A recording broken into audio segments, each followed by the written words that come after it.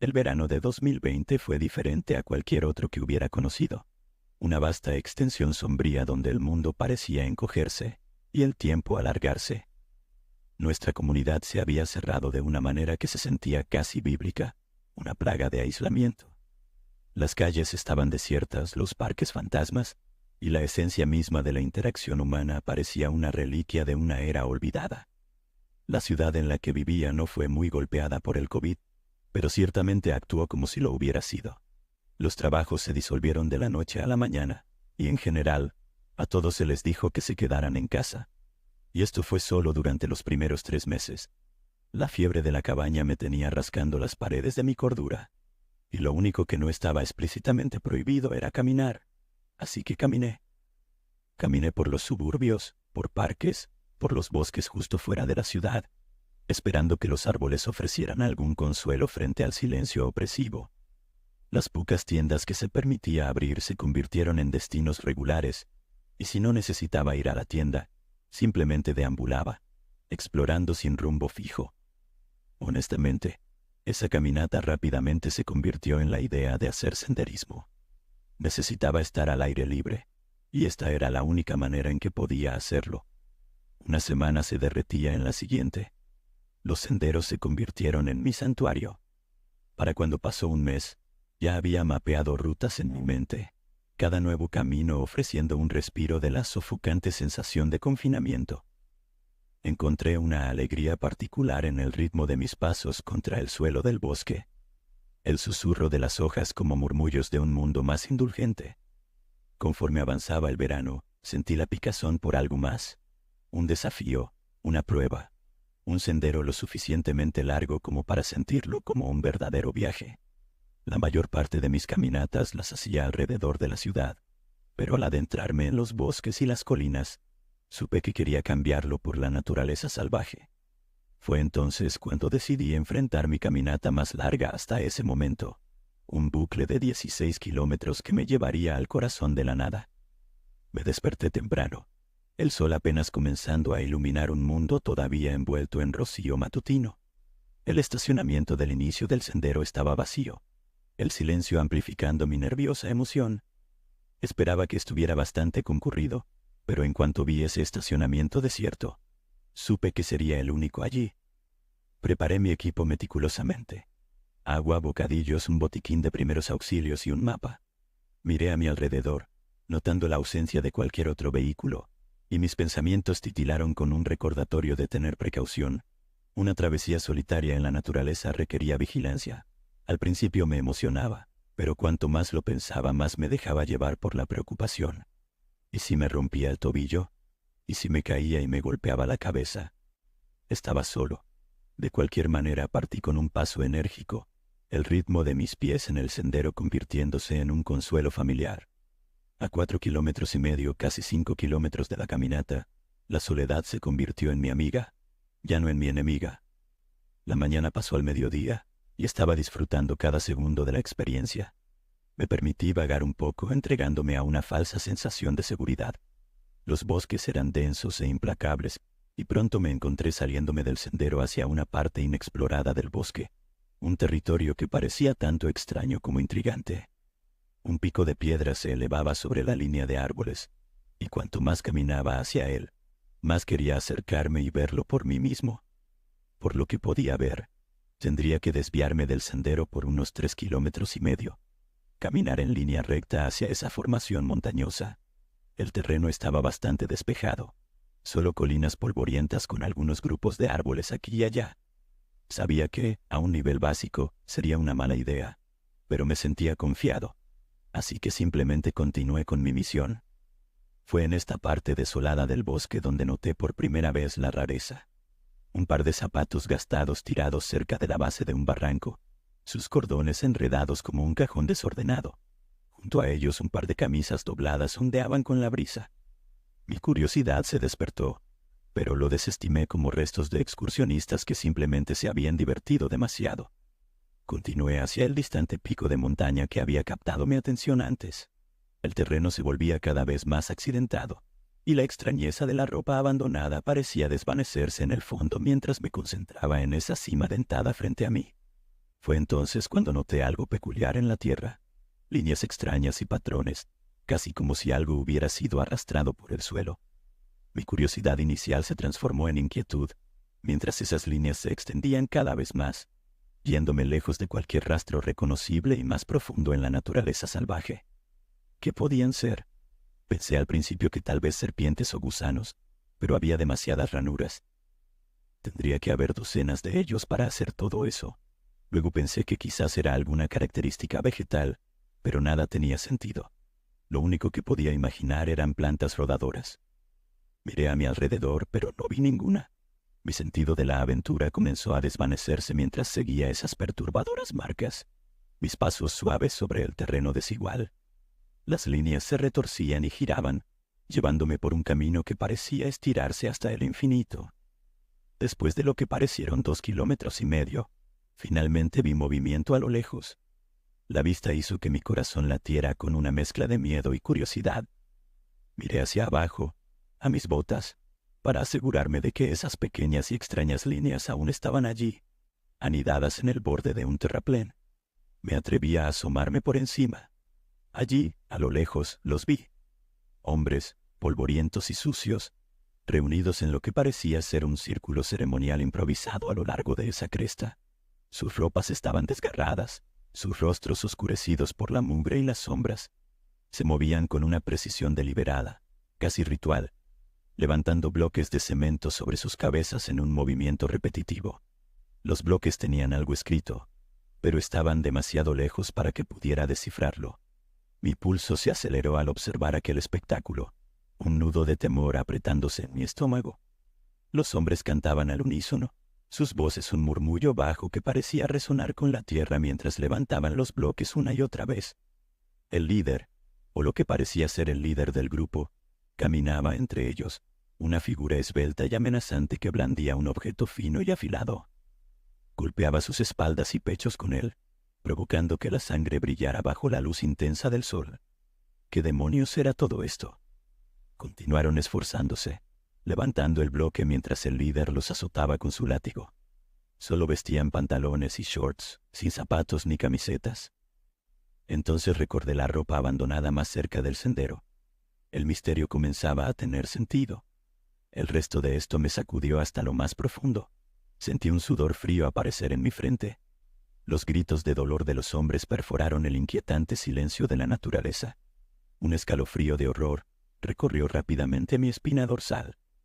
Mis instintos gritaban que me fuera, que corriera lo más lejos posible de esa grotesca escena lo más rápido posible. Me di la vuelta. Mis movimientos torpes y apresurados, desesperado por regresar a la relativa seguridad del sendero. Intenté ser silencioso, pero la velocidad era mi principal objetivo. Pero el camino de vuelta no fue tan simple. Tropecé entre los arbustos, mi mente en un torbellino de pánico e incredulidad. El bosque parecía conspirar contra mí, con ramas que se extendían como dedos esqueléticos. Fue un lento y agonizante regreso al sendero familiar. Cada paso una lucha mientras mi corazón latía en mi pecho como un animal enjaulado. Detrás de mí, aún podía escucharlos gritar al cielo. Justo cuando salí de la maleza, me encontré con una vista escalofriante. Otro grupo de hombres había llegado al barranco, quitándose sus zapatos y camisetas. Los colocaron exactamente donde estaba la otra ropa. Se ataron cuerdas alrededor de la cintura, cada cuerda conectada a un bloque de cemento marcado con palabras odiosas y superpuestas. Me saludaron con asentimientos y gestos solemnes, sus rostros marcados por una firme determinación. Sin decir palabra, comenzaron su lenta y ardua caminata hacia esa cima de montaña. Mientras se alejaban, las cuerdas se tensaban y vi cómo los bloques de cemento se arrastraban por la tierra detrás de ellos. La imagen de ellos, decididos, sombríos y siniestros, se quedó grabada en mi memoria. Observé hasta que desaparecieron en la distancia, sus figuras haciéndose más y más pequeñas contra el telón de fondo de ese pico imponente. El bosque volvió a caer en un silencio antinatural, que una vez más presionaba a mi alrededor, y entonces todo desapareció. Los gritos, el látigo, los hombres, como si nunca hubiera ocurrido. Nunca volví a ese sendero. El bosque, que una vez había sido un refugio frente al confinamiento de mi hogar, se convirtió en un lugar de recuerdos inquietantes y rarezas inexplicables. Los hombres y su extraño y doloroso ritual siguieron siendo un escalofriante misterio. Por mi parte no tenía ningún deseo de desentrañarlo más. A partir de entonces, me quedé en los caminos señalizados. El sentido de aventura fue reemplazado por un profundo respeto por lo desconocido y un miedo arraigado a lo que podría esconderse en medio de la nada. Aún hoy puedo recordar esos sonidos. Los gritos de los hombres, el inquietante canto, el silencio que rápidamente los siguió. Es un recuerdo que se niega a desvanecerse, un recordatorio de que algunos rincones del mundo es mejor dejarlos sin explorar. Al final, no fue solo el aislamiento lo que me aterrorizó, sino el terrorífico desconocido que acechaba justo más allá de la seguridad del sendero.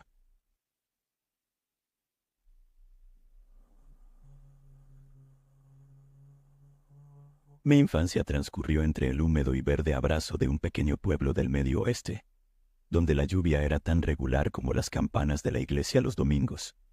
Los veranos eran una extraña mezcla de calor y humedad, y fue en este clima pegajoso que nació mi fascinación por los hongos.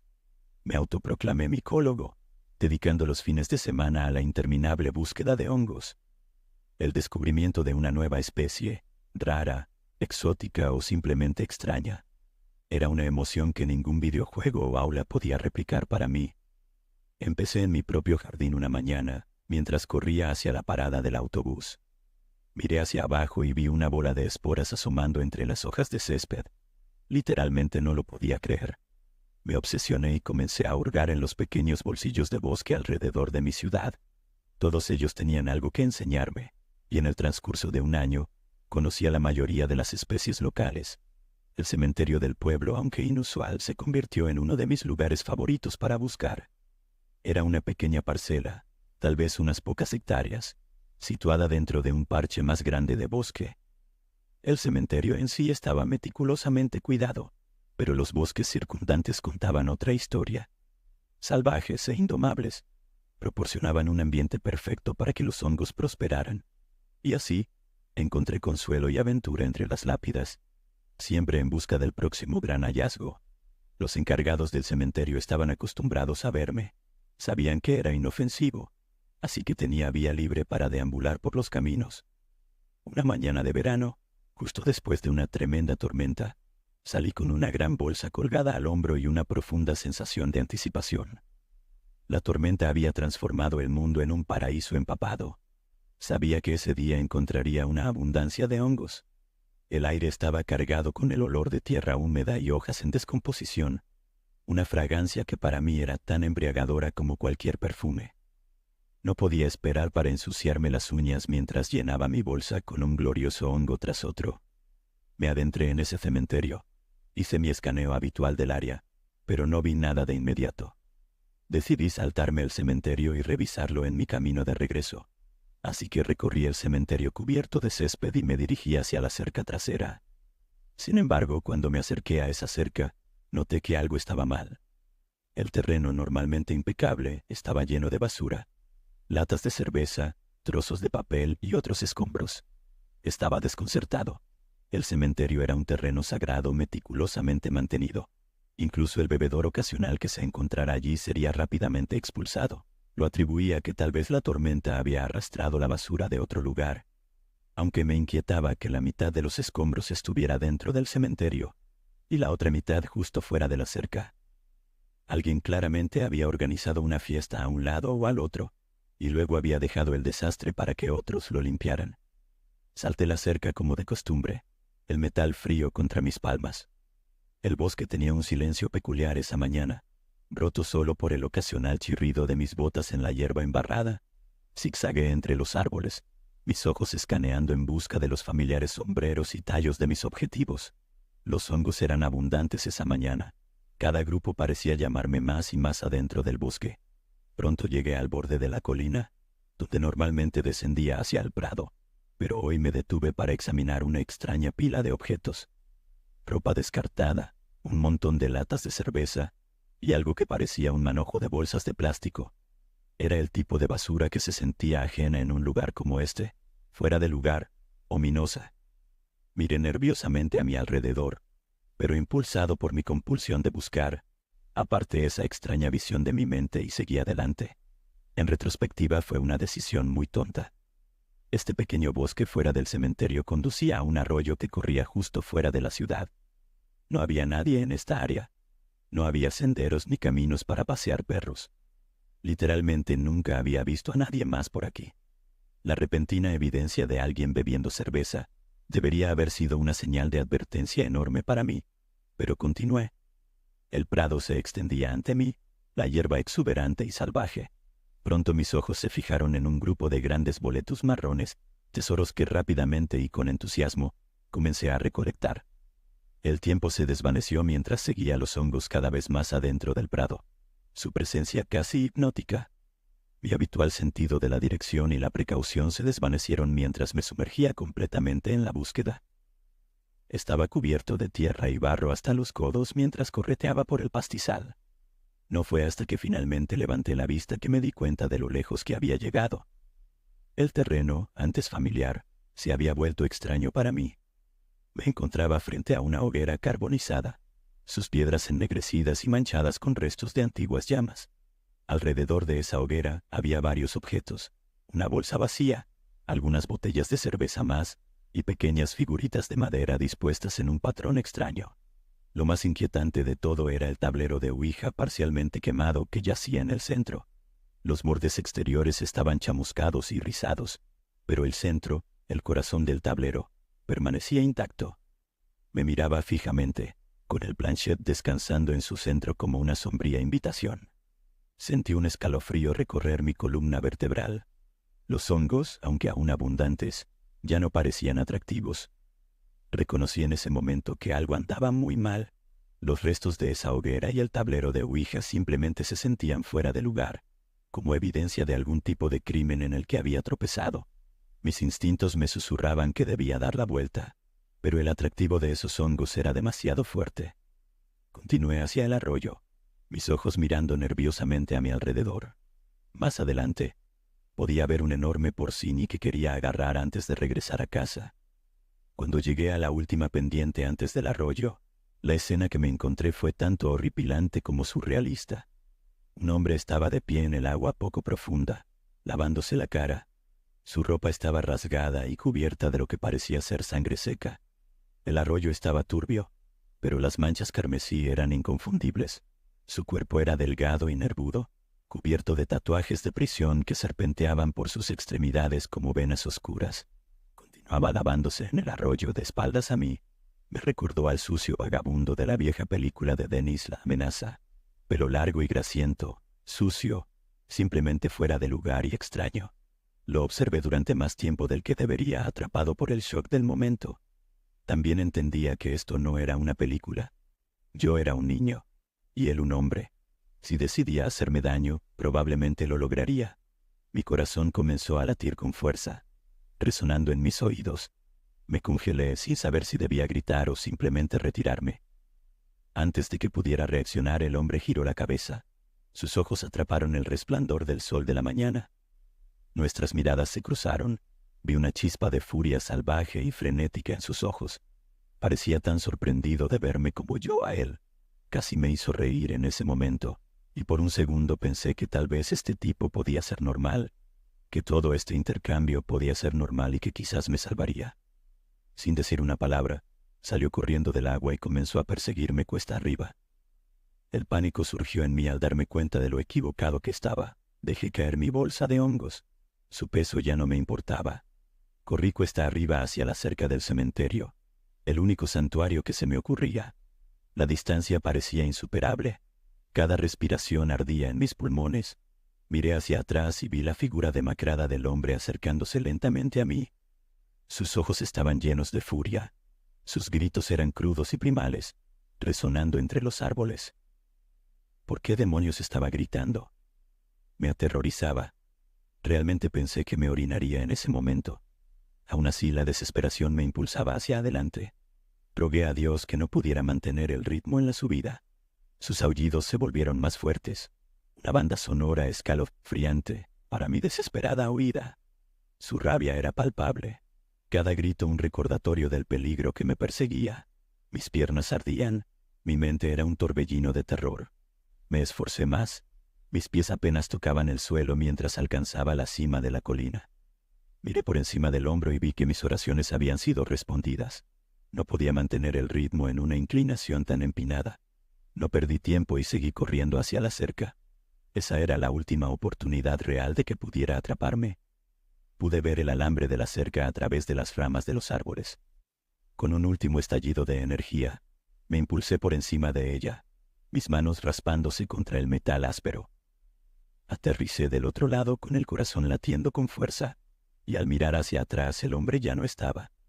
El silencio que siguió fue como nada que hubiera experimentado antes, un verdadero alivio. No me detuve a recuperar el aliento. Corrí por el cementerio, mis ojos buscando cualquier señal de aquel hombre, mis pensamientos un caos de miedo e incredulidad. También estuve atento por si veía a algún cuidador del cementerio, realmente cualquier persona a la que pudiera alertar y contarle que estaba en peligro. Sin embargo, nadie apareció. Una vez que llegué al otro lado del cementerio, corrí hasta mi casa. Cuando llegué, jadeando y con los ojos desorbitados, les conté a mis padres lo que acababa de suceder. Sus rostros se pusieron pálidos, pero sus respuestas fueron prácticas. Llamaron a la policía, pero la búsqueda no arrojó nada. Sorprendente, ¿verdad? Nunca encontraron al hombre, y la policía no pudo darme ninguna explicación. Estuvieron por allí, y las cosas que mencioné ya no estaban. Ni mi bolsa de hongos, ni las bolsas vacías, ni las botellas de cerveza. Nada. Era como si todo hubiera sido succionado por el cielo. Mis padres y la policía me dieron largas charlas. Sus advertencias fueron serias, pero inútiles. No salgas solo. Ten cuidado, decían con el peso de la preocupación parental. Pero eso no hizo nada para aliviar el creciente temor que se había asentado en lo profundo de mi estómago. ¿Qué tan cerca estuve de la muerte? Hasta el día de hoy, ese incidente sigue siendo una de las experiencias más aterradoras de mi infancia. La imagen de ese hombre ensangrentado en el arroyo, los restos de ese tablero de Ouija y el inquietante silencio del bosque me persiguen. El cementerio se convirtió en un símbolo de mi roce con algo oscuro y siniestro, algo que nunca debió ser descubierto. Es como si la línea entre la realidad se hubiera desdibujado allí, y yo hubiera cruzado a un tiempo en el que sucedía algo más. Como fui el único que lo vio, sé que suena loco e increíble, pero bueno, es mi historia, y ocurrió.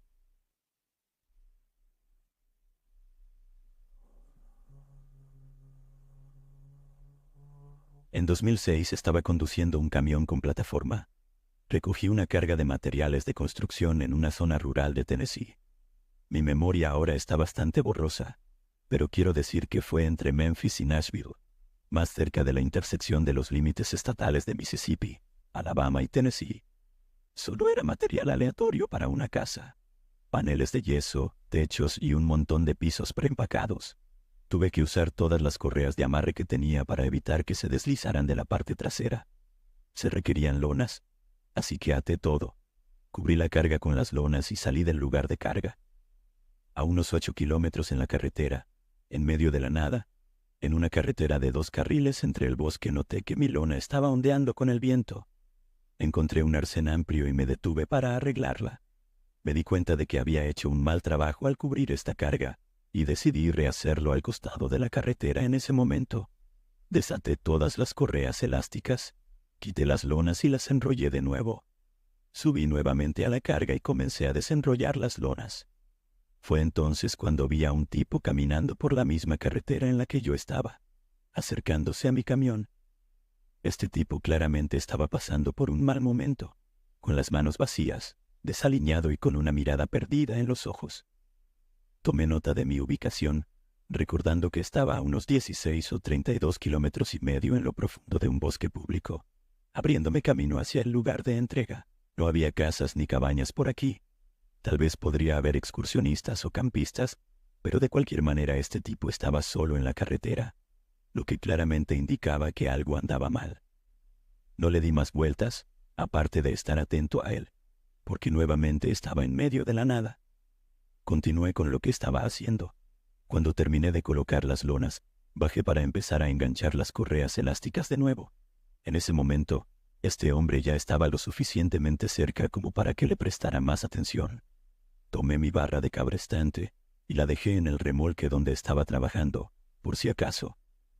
Es una barra de metal sólida de 1,5 kilos, casi 2 kilos, y 1,20 metros de largo, con un extremo en punta roma y una abertura hueca en el otro. Se usa para tensar correas y cadenas. Es una herramienta bastante útil allá en la carretera si la necesitas. El tipo finalmente llega hasta mí, y lo primero que noto es su cabello. Es como un mullet, pero muy irregular, como si hubiera intentado cortárselo él mismo y luego hubiera tenido una convulsión en el proceso. Y dijo, «Va, lo suficientemente bueno para una fiesta». Lo siguiente que noté fueron sus ojos, que solo puedo describir como extraños. Estaban claros, pero no pensé que estuviera borracho o drogado.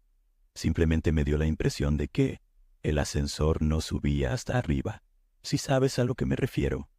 Su ropa estaba sucia y en mal estado, y sus tenis blancos estaban sucios. Recuerdo que no tenía cordones en un zapato y la lengua del zapato estaba visiblemente fuera de lugar. Se detiene junto a mí, espera hasta que lo reconozco y simplemente dice, «Tengo un largo camino por delante». Le respondo, «Sí, amigo, lo tienes». Estamos en medio de la nada, dejando claro que no le iba a dar un aventón. Asiente y empieza a caminar alejándose.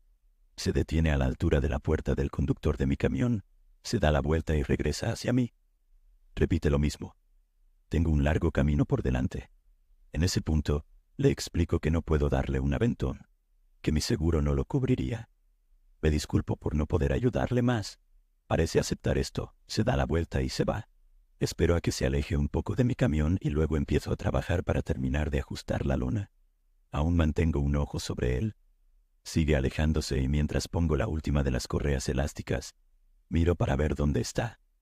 Ahora ha dado la vuelta y viene de nuevo hacia mí. Diría que está a unos 100 metros frente a mi camión, acercándose rápidamente. Parece que está hablando por teléfono. Tiene la mano levantada hacia la cara y apenas puedo distinguir que mueve la boca, mientras su otra mano gesticula como si estuviera teniendo una conversación con alguien. Termino de colocar las correas, agarro mi barra de cabrestante y salto del camión. Al levantar la vista ya está a unos 3 metros de mí. Esto me sorprende un poco. Esperaba que todavía tuviera un poco más de distancia que cubrir. Se lo digo literalmente que me había asustado, a lo que él solo sonríe y asiente. Baja su mano teléfono y me presta toda su atención. No he hecho nada aún cuando él empieza a decirme, «Mira, hombre, yo no puedo». Empecé a responderle, «Lo sé», pero él se ríe y dice, «No puedes darme un aventón». «¿Qué demonios acabas de decirme?», pensé. No responde, solo da unos pasos hacia adelante, confiado. Me encojo de hombros y hago lo mismo, levantando la barra de cabrestante delante de mí como si fuera una espada. Ni siquiera la mira. Da un paso más y entonces me lanza un puñado de arena a los ojos. Me dejó ciego al instante y casi me arrodillo. Fue desconcertante. Puedo escuchar sus zapatos arrastrándose en la tierra a mi alrededor, moviéndose por la carretera. Entré en pánico y agité la barra un par de veces, pero no conecté con nada. Sus pasos se alejaron un poco más y me di cuenta de que estaba yendo hacia el camión. Metí la mano en el bolsillo y presioné el botón del llavero. Escuché el clic audible del seguro activándose. «Maldita sea, esperaba que hubieras dejado las llaves en el encendido», me dijo. «Bueno, supongo que ahora tengo que quitártelas», confesó. Esto pasó de mal a peor. Rápidamente intenté sacarme la arena de los ojos, pero fue inútil. Estaba bien metida y necesitaría agua o gotas para los ojos para recuperar la visión completa. Aún así podía ver un poco con mi ojo derecho, así que hice lo mejor que pude para no perderlo de vista mientras rondaba a mi alrededor. Intentó meter la mano en mi bolsillo un par de veces, pero logré apartarlo. Sentí sus manos palpando mi pierna. La tercera vez lo golpeé en el hombro con la barra, con todo. Gimió fuerte y retrocedió unos pasos. En ese momento mi visión volvió a empeorar. Di unos pasos rápidos hacia atrás en dirección al remolque. No lo escuchaba. Todo se había quedado en silencio. Froté mis ojos de nuevo, y entonces sentí como el remolque se movía. Me di cuenta de que había trepado por él y que ahora intentaba atraparme por detrás. Gracias a Dios que sentí este movimiento en el remolque cuando lo hice. Afortunadamente logré quitármelo de encima y corrí hacia el camión. Salté adentro y cerré la puerta de golpe. En cuanto estuve en la cabina, bloqueé las puertas. Dejé la barra en el asiento del pasajero por si acaso. Miré a mi alrededor buscando al tipo y me di cuenta de que ya no me estaba persiguiendo. Estaba hablando con su teléfono de mano de nuevo. Estaba nervioso porque aún no podía ver bien. Este loco estaba gritando hacia su mano, a unos 3 metros de distancia. Encendí el camión, lo puse en marcha y simplemente aceleré. Ni siquiera miré si venía algún coche. Mientras lo pasaba, él me miraba, aún con la mano en la cara, con esa mirada vacía, simplemente observándome. Me dio escalofríos. Más o menos cuando llegué a 5ª o 6ª velocidad, miré en el espejo retrovisor y ya no estaba. Reduje la velocidad 1 o 2 kilómetros y medio más adelante y me limpié los ojos por completo. Para cuando terminé, ya no había rastro de él. Hasta el día de hoy eso es lo más aterrador que me ha pasado. Lo reporté a la policía y a mis empleadores, y por supuesto no salió nada de eso. Espero que ese tipo haya sido atropellado en su largo camino a la nada.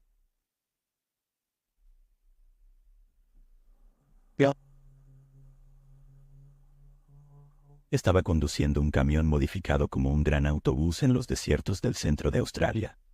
Estaba a más de 500 kilómetros del pueblo más cercano, así que sí, en medio de la nada. Como muchos de ustedes saben, la mayor parte de Australia está en medio de la nada.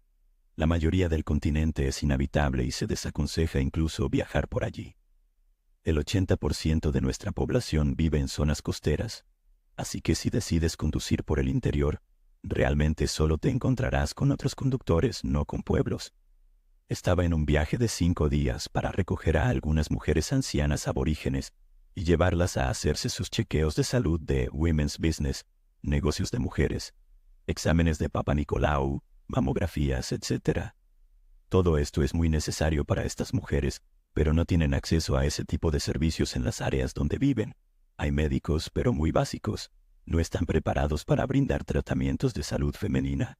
El día que las llevé a hacerse lo que necesitaban, fuimos a un lugar llamado Mavi, para que pudieran hacer compras en las tiendas de ropa y conseguir lo que fuera que hubiera en este pequeño pueblo minero de ópalo en el sur de Australia. Es uno de los pocos centros de población cerca de estas mujeres que realmente puede cubrir sus necesidades irregulares. Ropa, una comida decente, tal vez incluso un artículo de lujo como café. Lo que no tenían en el pueblo, lo podían encontrar en Mavi, aunque este pueblo en sí es conocido por ser algo destartalado. Nos fuimos de allí tarde para hacer el viaje de 3 horas de regreso al lugar donde nos hospedaríamos esa noche. Al día siguiente las llevaría a sus respectivas comunidades en el desierto. Este era un trabajo hecho puramente para la comunidad. Si alguien no saliera a conducir durante la noche para estas personas, no tendrían acceso a medicinas ni a otras comodidades modernas. Las pasajeras se durmieron, ya que habían tenido un día muy largo, y como mencioné, el viaje de regreso a lo que esencialmente era nuestro hotel tomaría horas. Incluso la enfermera que viajaba con nosotros se quedó dormida. El lugar donde nos alojábamos era algo así como un albergue para viajeros por el desierto. Habitaciones muy baratas y austeras. Tenía un lugar donde podía llenar el tanque del camión y revisar las llantas. Era un verdadero refugio seguro allá en el interior de Australia. Así que ahí estaba yo, solo en la cabina de un autobús forjado a partir del cuerpo destrozado de un camión de la flota de Mercedes, con mis 30 pasajeros dormidos en la oscuridad de la cabina de pasajeros justo detrás de la cabina. Diría que eran alrededor de las 9 de la noche. Recuerdo imaginarme a mí mismo como la madre pato, guiando a todos sus patitos. Hice lo mejor posible por concentrarme, manteniendo los ojos bien abiertos, mientras mi música favorita sonaba por los altavoces a mi alrededor, cualquier cosa para mantener el autobús en pie. A lo lejos vi una luz acercándose hacia mí por esa solitaria carretera de tierra en el desierto. Bajé las luces para poder ver mejor lo que venía hacia mí. A veces, cuando tienes las luces altas encendidas, especialmente a distancia, pueden en realidad oscurecer lo que estás tratando de ver. Bajé a un pequeño lecho de un arroyo seco esperando ver ese coche con un solo faro en cualquier momento. No es raro ver un coche con un solo faro en estas zonas, así que no me molesté en lo más mínimo. No sé por qué, pero esperaba que tuviera solo una luz, y eso tendrá más sentido en un momento. Cuando salí de ese desnivel, volví a encender los faros y las luces altas. No había ningún coche, nada, solo un camino de tierra vacío. No había polvo en el aire y podía ver a buena distancia frente a mí y hacia los lados. Estaba muy claro que estaba completamente solo. Mi piel se cubrió de un sudor frío al darme cuenta de que lo que había visto ya no existía. Por eso pensé que era un coche con una sola luz. Era casi imposible cuantificar lo que había visto. Mi cerebro me decía que solo era un coche con un faro apagado, pero no había nada allí, solo desierto vacío, el camino de tierra y yo, solo en la cabina. Mantuve las luces altas encendidas hasta que llegamos a una parada 1 hora después. No vi ningún coche ni nada durante el resto del trayecto. No quería despertar a nadie. Honestamente, pensé que estaba loco en ese momento, como estoy luchando por explicártelo ahora. ¿Qué les hubiera dicho a estas mujeres en ese momento o incluso a la enfermera? Nada de lo que podría haber dicho les habría tenido sentido. Pasamos por otro desnivel en la carretera, y creí verlo por solo un segundo. Un resplandor de luz, solo a unos 100 metros de distancia, y esta vez venía directo hacia el costado del autobús. Venía por mi lado del vehículo tan rápido que, de hecho, me preparé pensando que colisionaría con mi puerta, haciéndonos deslizar por la carretera. En su lugar, el resplandor se acercó a unos centímetros, tan cerca que pensé que podía sentirlo a través del cristal, y luego simplemente desapareció, se desvaneció en la nada igual que antes. Apreté el volante con fuerza y me obligué a seguir conduciendo en silencio en la oscuridad. Llegamos al albergue, pero antes de dejar salir a las pasajeras, les pregunté si alguna de ellas había visto alguna luz. Dijeron que no, ¿qué luz? Les expliqué brevemente lo que vi. Todas se quedaron en silencio y empezaron a intercambiar miradas entre ellas. Esperé, y después de un rato comenzaron a hablar entre ellas en su propio idioma, rápidamente. Luego todas bajaron del autobús. Parecían asustadas, nerviosas, querían alejarse del vehículo y entrar en la seguridad del albergue. No las culpaba y no hice más preguntas, simplemente comencé mi inspección del autobús. Unos minutos después un par de mujeres se acercaron a mí y me pidieron que les contara de nuevo exactamente lo que había visto, sin dejar nada fuera, describiendo exactamente dónde lo vi también. Les conté cada detalle, desde la hora exacta en el reloj, cómo me sentí cuando lo vi, y la distancia aproximada. Cada detalle que compartía hacía que las mujeres se estremecieran más y más. Pude darme cuenta de que algo estaba mal. Soy un tipo bastante grande. He vivido en 3 continentes. He sido policía, profesor, conductor de autobús, entrenador, camionero, muchas cosas. Digamos que he visto gran parte del mundo y muchas cosas, así que soy bastante escéptico. Dicho esto, tengo la mente abierta y no me asusto fácilmente por mucho de lo que hay en este mundo. Después de contarles todo a esas mujeres, desde el principio hasta el final, describiéndolo en detalle minuto a minuto, las 2 mujeres me miraron con los ojos muy abiertos. Parecían aterrorizadas, y nunca olvidaré cómo lo dijeron. Me llevaba muy bien con los pueblos indígenas del centro de Australia, y confío en que sé cuando algo los sacude. Dijeron: conductor, somos muy afortunadas de que no te detuvieras porque si lo hubieras hecho, nadie nos habría visto nunca más. Todas habríamos desaparecido. Les pregunté por qué, pero solo sacudieron la cabeza y me dijeron que no hablara más de eso. Eso asustó a todas las mujeres. Dijeron que era una entidad muy antigua y que había vivido en el continente australiano durante eones, tal vez incluso desde siempre. Acepté esto sin más preguntas y no lo mencioné de nuevo con los pasajeros. Solo cuando volví a la ciudad donde vivía lo volví a mencionar. Pregunté a algunos amigos y compañeros de trabajo. Se rieron y dijeron que eran las luces de Min Min. Estoy seguro de que muchas personas han oído hablar de las luces de Min Min en el oeste de Queensland. Bueno, cualquiera que fuera lo que estas mujeres sabían y lo que yo vi en nuestra ubicación, estaban convencidas de que era algo con lo que no querías encontrarte en el desierto tarde en la noche. Y francamente les creo. Esto no era algo que hubiera oído antes y luego aprendí que tenían razón. Es uno de los mitos más antiguos de la historia australiana. Solo lo vi una vez y solo por unos minutos. Parecía una luz de coche a un par de kilómetros por la carretera. Pero te diré algo. Si las mujeres que provienen de esta área, y cuyos antepasados han sobrevivido en esta remota y desolada parte del continente durante 60.000 años, están preocupadas al punto de estar asustadas, yo ciertamente no quiero tener que ver con lo que sea que fue aquello.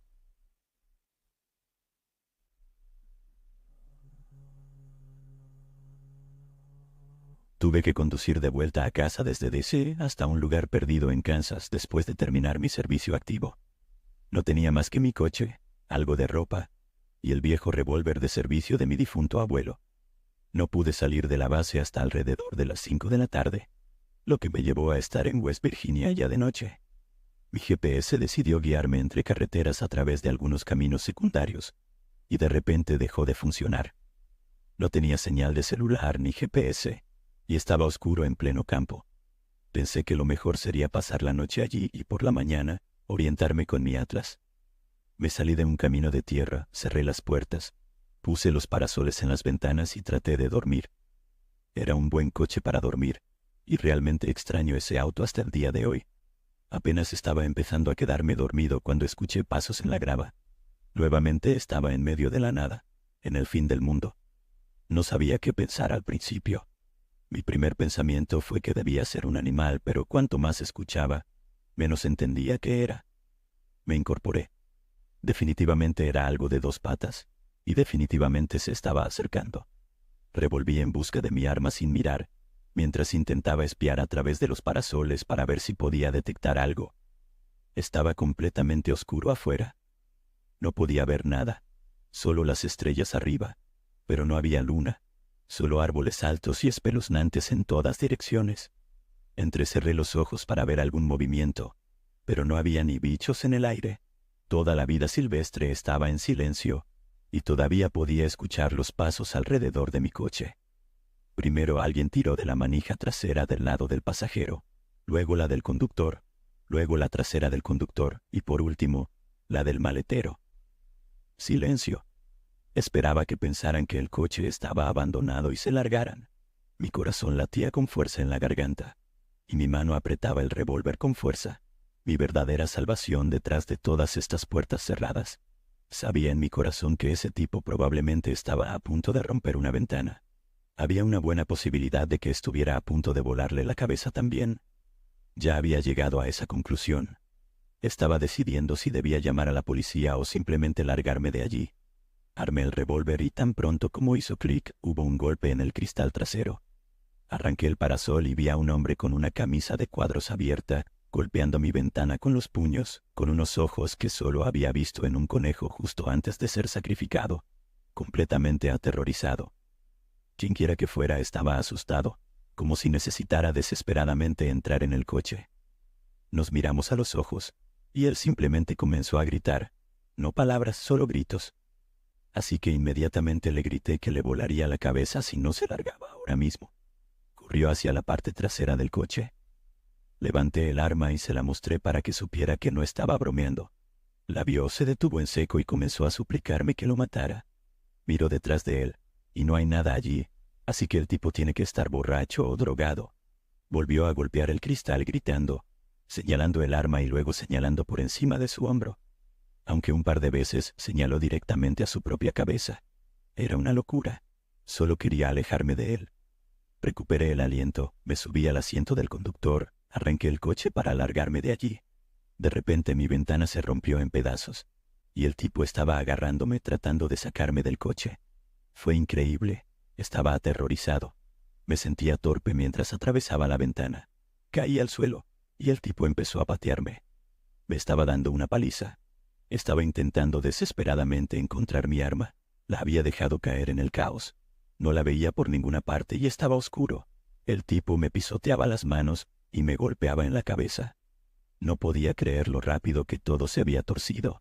De repente, un hombre de mediana edad salió corriendo del bosque y le dio un puñetazo. Los dos se pelearon un poco. Encontré el arma debajo del coche y el loco número 1 se largó. Apunté con el arma al loco número 2. Él levantó las manos pidiéndome que no disparara. De hecho, fue bastante razonable cuando le pregunté qué estaba haciendo allí. Literalmente, esto fue lo que me dijo. Bueno, no estoy aquí para asesinarte con arañas. Me explicó que estaba de vacaciones en una cabaña, escuchó gritos y vino a ayudar. Le di las gracias y simplemente me largué de allí. Encontré un Walmart en un par de pueblos más adelante y dormí bajo una farola. Al día siguiente llamé a mi papá para decirle que llegaría tarde porque tenía que reemplazar una ventana, y le expliqué lo que había sucedido la noche anterior. Cuando escuchó lo de las arañas, se rió e hizo una broma sobre cómo su padre siempre decía eso, porque tenía muchos amigos pilotos australianos. Al parecer significa algo como, ¿qué parece que estoy haciendo? Ahora mi abuelo murió antes de que yo naciera, y en realidad nunca había visto una foto de él aparte de la de su servicio, cuando tenía unos 20 años, y recuerda que llevaba su revólver de servicio durante todo este incidente. Así que cuando finalmente llegué a casa fui a guardar el arma de mi abuelo en la caja fuerte de mi papá. Casi me caigo del susto cuando veo una foto dentro de mi papá con el tipo que me salvó. Hasta la ropa era idéntica. Tenía que ser el mismo tipo. Honestamente, cuanto más lo pensaba estaba tan oscuro que supongo que no puedo estar 100% seguro de qué llevaba puesto. Pero aún así, ¿qué demonios? Le di la vuelta a la foto, y tenía los nombres de mi papá y mi abuelo junto con la fecha, 1990. Así que le pregunté a mi papá cuándo se había tomado esa foto. Dijo que era muy especial. Se había tomado la mañana del accidente de mi abuelo. No estoy diciendo que crea en fantasmas, pero es una coincidencia muy extraña. El tipo que me salvó de un drogadicto se parece al hombre cuyo arma estaba tratando de agarrar para protegerme. ¿Fue el fantasma de mi abuelo el que apareció para golpear a ese tipo? ¿O fue el hombre de mediana edad más rudo del mundo que salió de vacaciones para darle una paliza a ese loco? El mundo, y yo, nunca lo sabremos.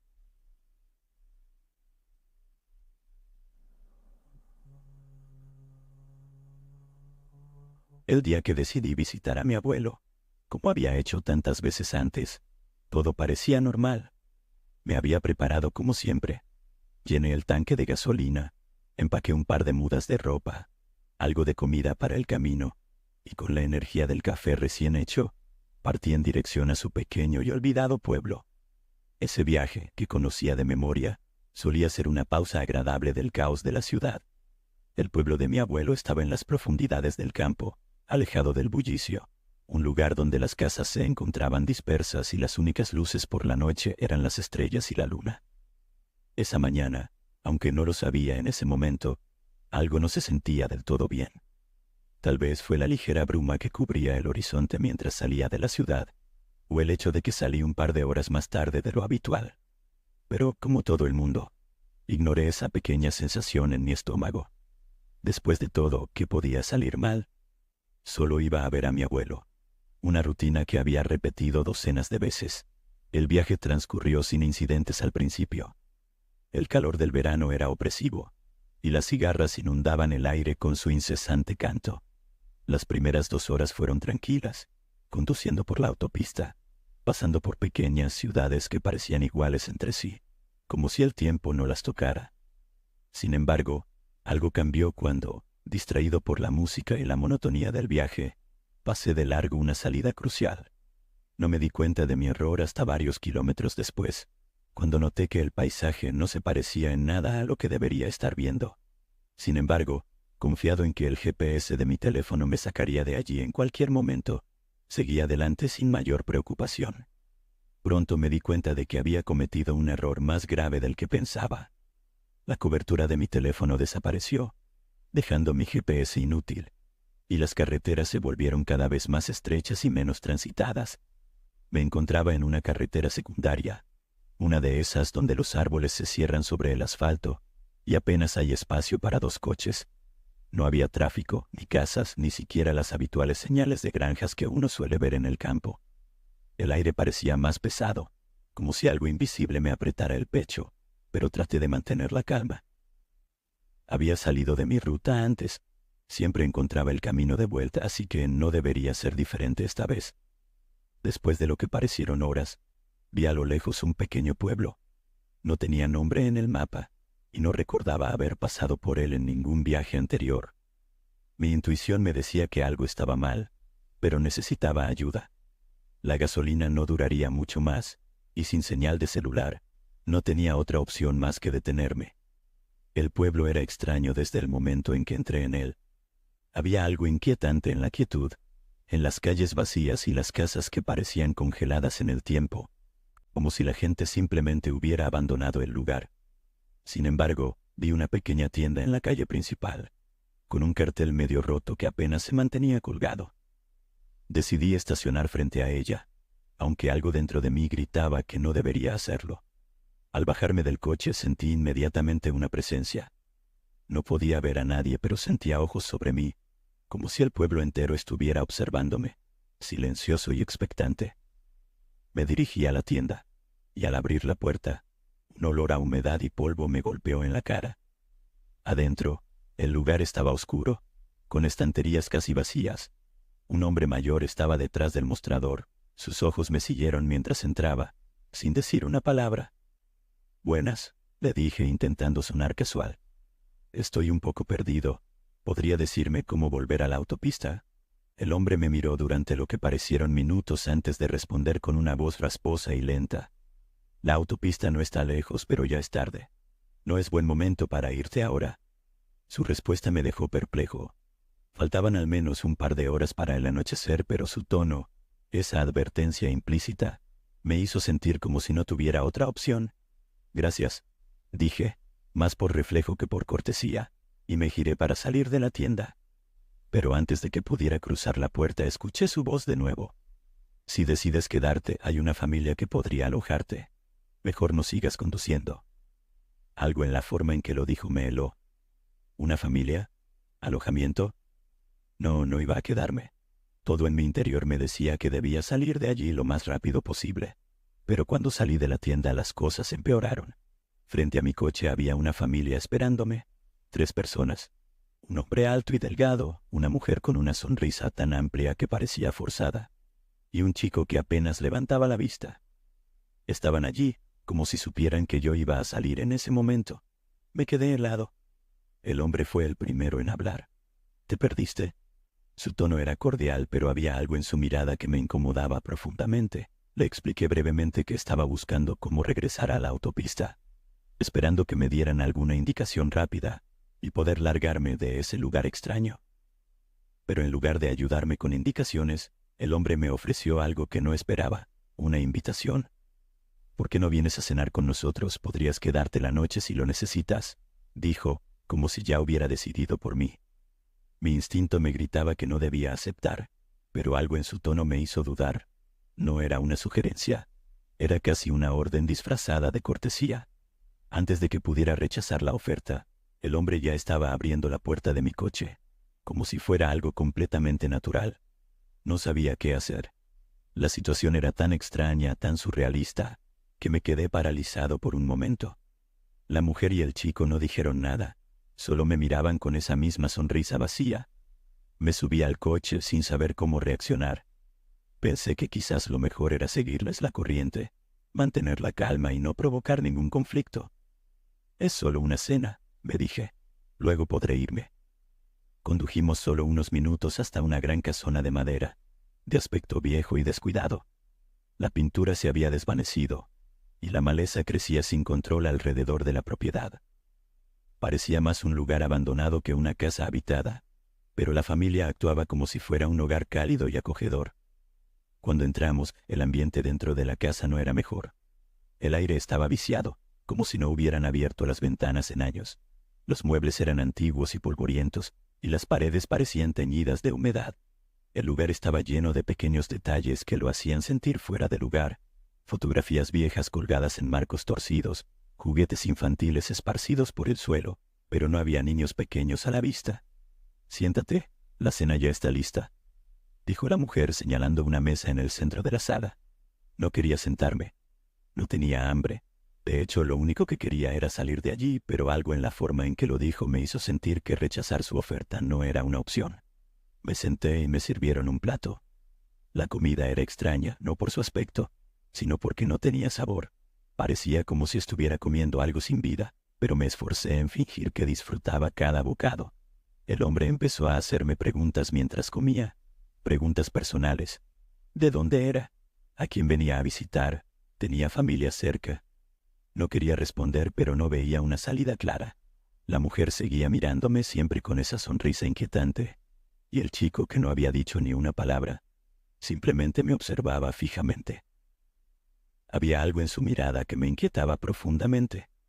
No sabía qué, pero sentía que no estaba bien. Después de lo que parecieron horas, terminé mi plato y les dije que debía irme.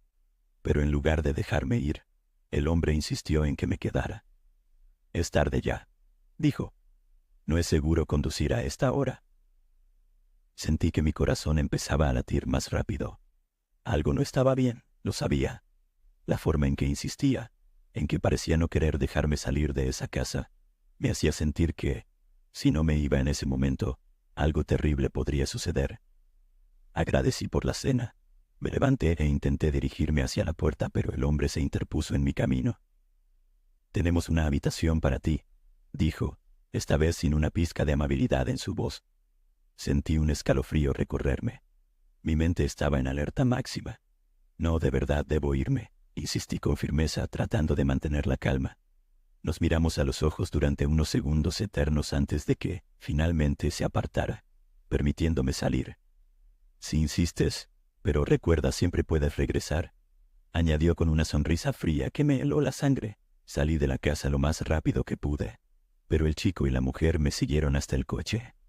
«Cuídate», murmuró ella mientras el chico permanecía en silencio, con esa misma mirada penetrante que me había inquietado durante toda la cena. Al subirme al coche encendí el motor lo más rápido posible. Mi corazón latía con fuerza y un sudor frío me recorría la espalda. Mientras me alejaba de la casa, miré por el retrovisor y vi que la familia aún estaba allí, de pie, viéndome irme. Pero no era una simple despedida, sus miradas eran inquietantes, casi amenazantes. Finalmente encontré la carretera de vuelta al pueblo. La noche ya había caído y el silencio en el coche era ensordecedor, roto solo por el sonido del motor. Sentía que algo no estaba bien, que aún no estaba a salvo. Mi instinto me gritaba que debía salir de ese lugar cuanto antes. Fue entonces cuando lo vi. A lo lejos, a través del espejo retrovisor, los faros de un coche me seguían. Al principio pensé que era una coincidencia, que quizás alguien más también estaba saliendo del pueblo. Pero algo no cuadraba. Los faros no estaban a una distancia normal, estaban demasiado cerca. Y cuando aceleraba el coche detrás de mí también lo hacía. Fue en ese momento que supe que eran ellos, la familia. Me estaban siguiendo. El miedo me invadió. Aceleré intentando perderlos, pero no importaba cuán rápido fuera. Ellos seguían detrás, sin perder terreno. La carretera serpenteaba a través del campo, y los faros seguían allí, persiguiéndome. Cada curva, cada kilómetro que recorría, sentía que estaban más cerca. Después de lo que parecieron horas, llegué a una bifurcación en la carretera. Giré bruscamente, tomando el camino menos evidente, y por un momento, los faros desaparecieron. No sabía si había logrado perderlos o si simplemente estaban esperando. Pero no podía detenerme. No quería saber por qué me estaban persiguiendo. Finalmente llegué a la carretera principal y, con el corazón aún latiendo con fuerza, decidí que no me detendría hasta estar a salvo, lejos de ese lugar. Encontré una pequeña gasolinera a varios kilómetros y me estacioné bajo la luz brillante, sintiendo por primera vez que podía respirar de nuevo. No sé si me estaban siguiendo porque olvidé algo, o si sus intenciones eran más oscuras, pero no quiero averiguarlo y por suerte nunca lo hice.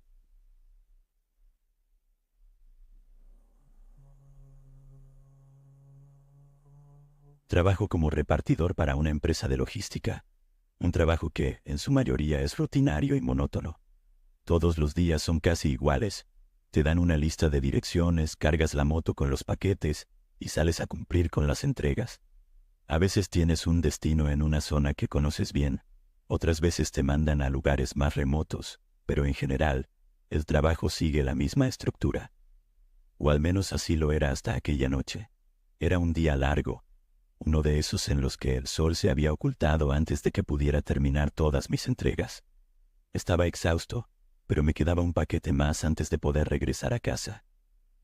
Miré la dirección en mi teléfono y me di cuenta de que estaba más lejos de lo que pensaba, en un área rural donde no había estado antes. Era un lugar un poco apartado, pero no era inusual recibir direcciones en zonas menos pobladas.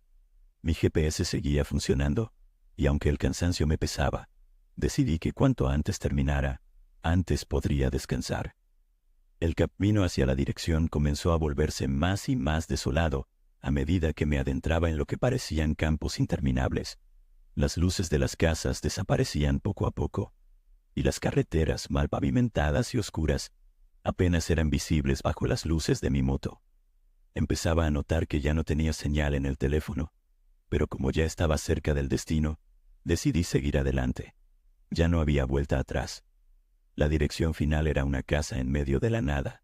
Una de esas casas antiguas que parecen haber sido construidas hace décadas, con techos de chapa y paredes desgastadas por el tiempo. Lo que me llamó la atención fue que, a pesar de que no había ni un alma en las calles ni en los alrededores, la casa estaba completamente iluminada. Las luces brillaban con una intensidad que contrastaba con la oscuridad abrumadora del exterior. Pensé que al menos la gente en esa casa estaba despierta y activa, lo cual no era común para esa hora de la noche. Me estacioné frente a la casa y mientras apagaba la moto, sentí un escalofrío recorrerme la espalda. No había absolutamente nadie afuera, ningún sonido, ni siquiera los insectos que suelen llenar el aire nocturno en zonas rurales. Era como si el lugar estuviera completamente aislado de cualquier vida. Me dije que solo era mi mente jugándome una mala pasada por el cansancio, y que una vez entregara el paquete, todo volvería a la normalidad.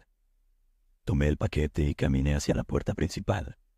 Toqué el timbre y, después de unos segundos, la puerta se abrió. Me sorprendió ver que quien me atendió fue una chica joven, no más de 25 años, con una sonrisa amigable. Era extraño, porque en mi experiencia, la gente que vive en áreas tan remotas suele ser mayor. Ella parecía fuera de lugar en esa casa. ¿Vienes a entregar el paquete? Srenia me preguntó como si esperara mi llegada. Sí, respondí, pero no tengo señal y necesito saber cómo volver a la ruta principal después de esto. Ella sonrió de nuevo y con una amabilidad inquietante me dijo, no te preocupes, te paso mi wifi para que puedas orientarte. No lo pensé mucho en ese momento. Solo quería terminar la entrega y regresar a casa, así que acepté su oferta. Me invitó a entrar en la casa para que pudiera conectarme al wifi. Y aunque algo en mi interior me dijo que no debía hacerlo, ignoré esa advertencia. Entré. El interior de la casa era tan extraño como su exterior.